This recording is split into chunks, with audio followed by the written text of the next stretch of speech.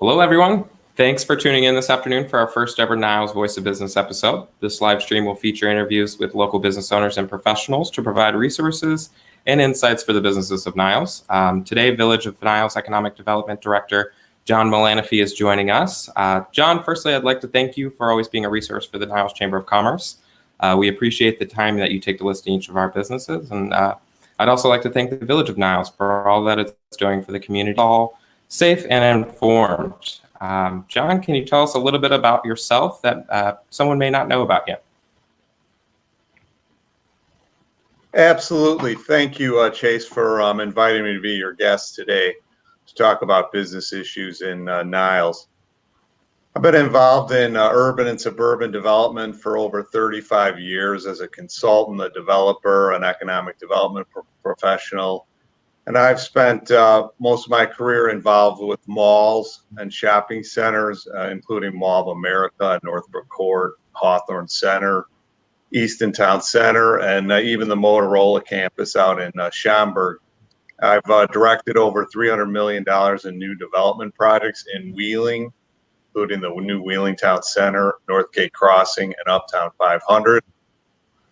I'm really delighted to be part of the team here at Niles, and I'm a lifelong resident of Chicago. Yeah, and we are so happy to have you.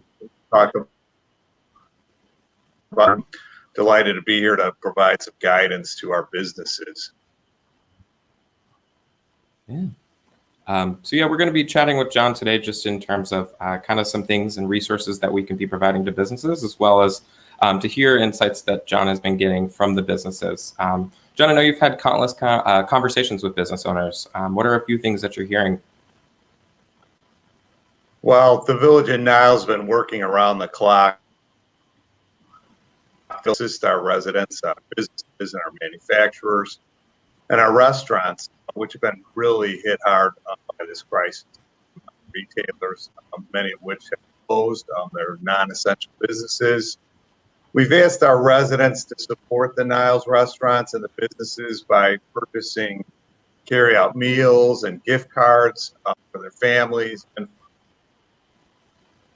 for the first responders. Many restaurants and businesses have supported the meals for first responders. We've had meals delivered to the police department, fire department, public works. And the mayor, the village board, and village staff sincerely applaud these efforts to help our restaurants and our retailers. We've seen a variety of restaurants participate in this program, and I've got to commend all the Niles grocery stores that have endured unprecedented demand and have worked diligently during this crisis to keep their store shelves stocked. Many of them are now limiting the number of customers in their stores. Most of our calls have been focused on small business assistance programs and how to apply for these disaster recovery funds. Other businesses have asked about masks and gloves and sanitizers and questions regarding guidelines from disease control. They're just looking for help. And all of our staff, all of our departments have been really working hard to help our residents, businesses, and our manufacturers. Right. And all of this information can be found on your website, correct? Absolutely. We created a special page for the coronavirus support Niles businesses, and we have provided all of the small business assistance resources on that page. The main homepage directs you there. So it's kind of one-stop shopping for our businesses to find out what programs are available to assist them during this crisis. Right. The Chamber's got something similar. Between John, I, and Alicia, we are all trying to communicate the same message. So if you guys are looking for resources, please go to either the nileschamber.com or the Village of Niles' website. All that you possibly could need is on there. Are you able to expand on a few fees, taxes, and licensings that will be on deferment during these times? Sure. One of the first things the Village Board did was they deferred business license fees, food and beverage taxes. They prorated liquor license fees and prorated video gaming fees. And the village board really remains committed to support our business community, and the mayor actually declared an emergency and has some additional powers to use disposal to address this crisis. The our specific website for some of the resources is www.vniles.com/COVID-19. And so when you look at some of the programs, the administration is offering disaster loans, the capital and small business economic injury. The money can be used for rent, mortgages, and utility costs. So that's really, these programs are being rolled out, and the state and all the others that are both on your website and our website. Right. And in terms of maybe getting some questions answered that some of our businesses have in terms of these is, would they like to reach out to you, or is there someone specific that you would point them to? I have been the point person to provide guidance on the small business assistance and grant loan programs the state of Illinois is offering. The Cook County is waiving various county fees and fines. Just on Wednesday, the county announced $10 million in funding for small business assistance, and the city and state officials have asked that companies enact immediate moratoriums on evictions and utility shutoffs, housing court hearings, and even ComEd and People's Gas have already announced that they are going to push disconnecting service and waiving late fees until May 1st. And all residential evictions in Cook County have been suspended until at least April 15th, and they're likely to be suspended until April 30th. So there's a lot of help being offered to our business community as well as our residents. And even the banks, the Illinois Department of Regulation is encouraging all banks and credit unions to consider offering payment accommodations, providing fees, increasing ATM daily cash withdrawal limits, and easing a lot of their restrictions, increasing some of their credit card limits, and so forth. So, that's really going to help these businesses until we get more clarity on the crisis and the duration of the crisis. Right. And in terms of a more local level in, the municipality of the Village of Niles, what are some current talks of development of relevant business assistance programs that could be offered soon? Well, certainly the village deferment of all those fees is going to be very helpful. You can just not worry about some of these fees for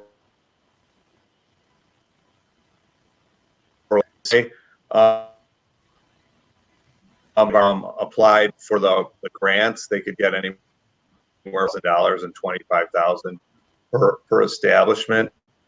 And the SBA is offering very low interest loans, and all this information is on our website. But they have up to 30-year terms at very low interest rates, so the businesses can use these for capital, to pay their rent, the mortgages, all their utility costs. And some of these programs, additional resources are being rolled out every day. Even Washington, some of the things that they're doing, as more and more businesses are asking for more help. This is and depending on how long the crisis lasts, we may need more assistance. You look at over $2 billion stimulus package. I mean, retail sales productivity in the United States is about $7 trillion. So there's a lot of the record unemployment. We're going to need a substantial assistance. And based on current, scenarios and timelines, what do you see as outcomes after this, considering the current situations? Well, the village has taken unprecedented measures. As I mentioned, our mayor Shabillo declared a public health emergency to Mhm. resources that confront the situation. The village board is here to help our business community. It's an excellent leadership team. They've been working around the clock, and we're assessing all the assistance programs. And Mhm. we are fortunate in Niles that we have so many bread and butter grocery stores that like Costco and Walmart, Target, and Home Depot, and Jewel, and Fresh Farms, that they've continued to operate during this crisis. So, um, Mhm. the village is going to be in pretty good shape um, in that respect, in that many of these types of businesses remain open. It really depends on the current timeline of the crisis. Like right now, we're looking at April 30th when the stay-at-home order is ended. But we at that time we may see more relaxed social separation guidelines. Okay. There's unprecedented pent-up demand. Yeah. I think when you look at the consumers' desire to socialize, and so our businesses should be prepared for a significant rebound in activity, particularly our eating and drinking establishments, and some of our retailer shopping centers, the salons, the movie theaters, hotels, airlines, rental car companies. I think so many of us are going to go out and have to have a drink to celebrate this long-awaited end of the crisis. But I Yes. mean, in terms of consumer behavior, I think that the consumer is going to want to travel again, go to sporting Mhm. events, and even go out, and shop and go to restaurants.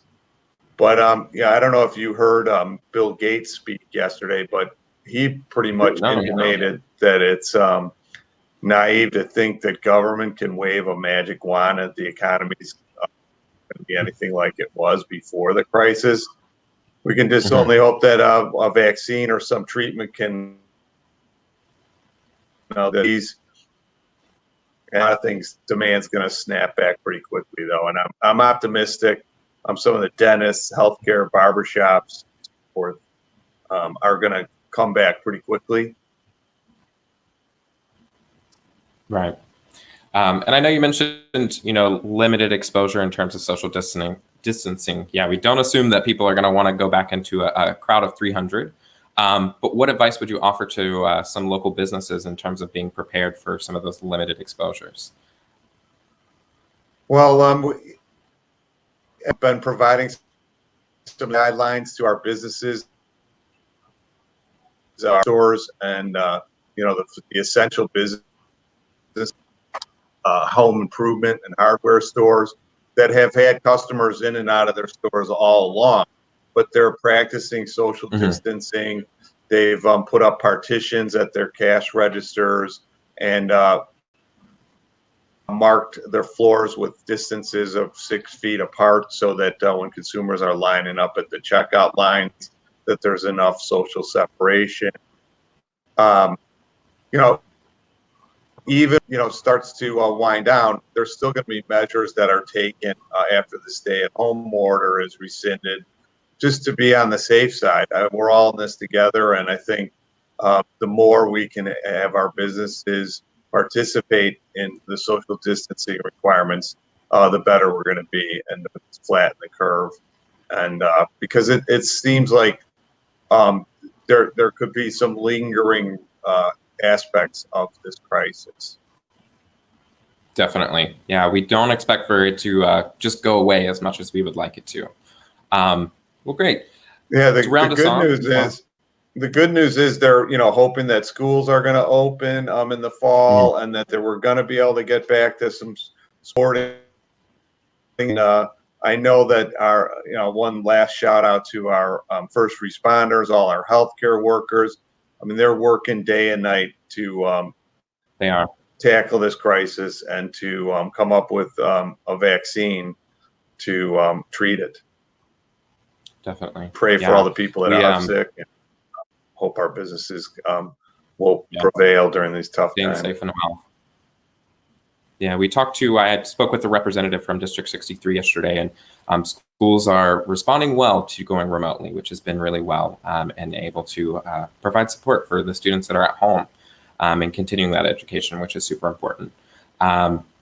I know that you mentioned doing some gift cards, and obviously, the Niles Chamber has been promoting curbside delivery and takeouts. But is there any other, suggestions that you would have to the residents in supporting our businesses? Well, both the residents and the businesses that should have their websites provide gift cards. If residents want to support those retailers, you could buy a gift card to a nail salon, some of the smaller businesses in Niles, and this would provide those businesses with some working capital until things return to normal. And then those residents can redeem those gift cards at some of their favorite establishments. So we're really encouraging that. And then, remember many of them provide carryout. Tremendous in trying to support the restaurants in Niles and their other chamber members. And we can provide meals to first responders and continue that. And I think that's really helping our restaurants. Yeah. And just a little plug is, the Niles Chamber is trying to keep track of everyone that's supporting our businesses. So if you post a photo, pick a restaurant of the week, post a photo, and do Niles Open for Business. That way we can interact and share the post. We want to be able to bring the community together as much as we can. We're stronger together is what we like to say. And I think that that's very true in these kind of times. We are seeing very uncertain and unprecedented times, but we're hoping to, stay afloat and keep moving forward. Well, great. Well, John, thank you so much for joining us today. And thank you for communicating with me and working with me on this. I think that it was a really great conversation, and I hope that this provided some support to some of our businesses. I'm going to show both I and John's contact information if you are looking to get some questions answered. This is John Melaniphy's email. It is jcm@vniles.com. And then if you would like, you can shoot me an email. It's chase@nileschamber.com or call 847-268-8180 or reach out to our executive director, Alicia Burmese. We are here to be resources to all of our businesses as much as we can, and hope that we can answer the questions, if not get you the person that can. John, thank you so much, and everyone have a good day, okay? Thank you very much, Chase, and we thank all our first responders and all of our grocery stores and delivery people for the job they've done throughout this crisis. Thank you. Yes, everyone stay safe and well. Goodbye. Thank you.